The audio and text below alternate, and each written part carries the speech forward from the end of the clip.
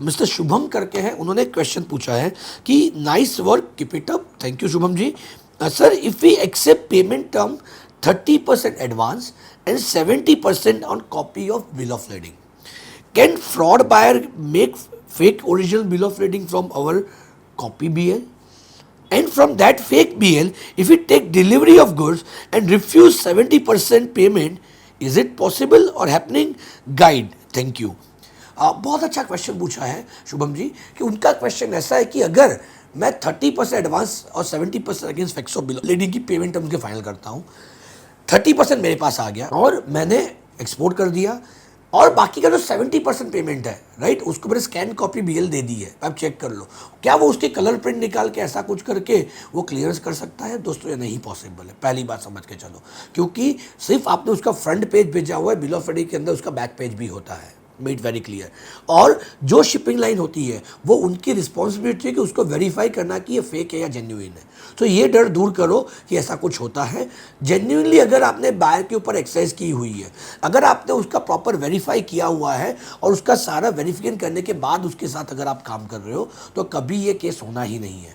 हम लोग not less than 80+ countries अब तक एक्सपोर्ट कर चुके हैं और अभी भी कर रहे हैं। हमारे पार्टिसिपेंट जो है अब तक के मोर देन 100+ कंट्री के अंदर एक्सपोर्ट कर चुके हैं, इंक्लूडिंग पाकिस्तान, बांग्लादेश, हर जगह पे एक्सपोर्ट कर रहे हैं।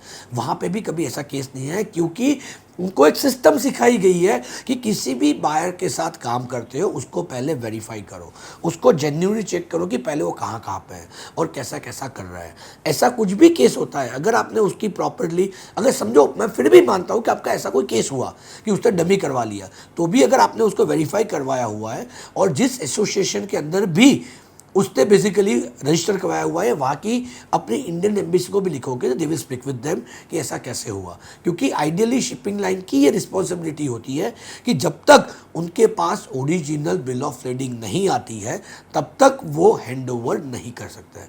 कलर कॉपी के ऊपर कभी भी डिलीवरी नहीं होती है, एक्सेप्ट एंड अनलेस एक्सपोर्टर ने बताया है कि मुझे, जिसको टैलेक्स रिलीज भी कहते हैं, right, there is another term international market called telex release, right, कि अगर उस तरह से अपने इंपोर्टर ने, एक्सपोर्टर जो उसने एग्री किया हुआ है कि मैं रिलीज करवाना चाहता हूँ बिल ऑफ lading, तभी जाके ये करना पॉसिबल है। उसमें भी आपके साइन स्टैम्प लगते हैं, right. So in that case ऐसा कोई चांसेस नहीं है, और ऐसा कभी भी होता भी है तो भी आपने अगर प्री एक्टिविटी की हुई है तो आप जहाँ पे एसोसिएशन का वो मेंबर है या जहाँ से भी इंपोर्ट कर रहे हैं वहाँ की अपनी इंडियन एम्बेसी को बात कीजिए, या उसके जो भी रजिस्ट्रेशन डॉक्यूमेंट्स है वहाँ पे आप उनसे बात कीजिए, तो आपको सपोर्ट मिल सकता है। अदरवाइज ऐसे अगर आपने पहले से ही प्रॉपर सिस्टम के साथ प्रोसीजर समझ के ये सारी चीज़ें की हो तो आपका कभी भी पैसा डूबना नहीं है। I am sure Shubham ji आपको आपका आंसर मिला होगा। अगर आपको ये अच्छा लगता है तो प्लीज़ शेयर कीजिए, सब्सक्राइब कीजिए और ज़्यादा से ज़्यादा लोगों तक इस चीज़ को पहुँचाइए, ताकि लोगों को ये डर है एक्सपोर्ट को लेके, ये डर दूर हो और ज़्यादा से ज़्यादा लोग एक्सपोर्ट इंपोर्ट इंडस्ट्री में आए। आई एम श्योर आपको आंसर अच्छा लगा हो तो प्लीज़ शेयर कीजिए, और कुछ भी क्वेश्चन है #AskReply लिख के आप ये क्वेश्चन पूछ सकते हैं।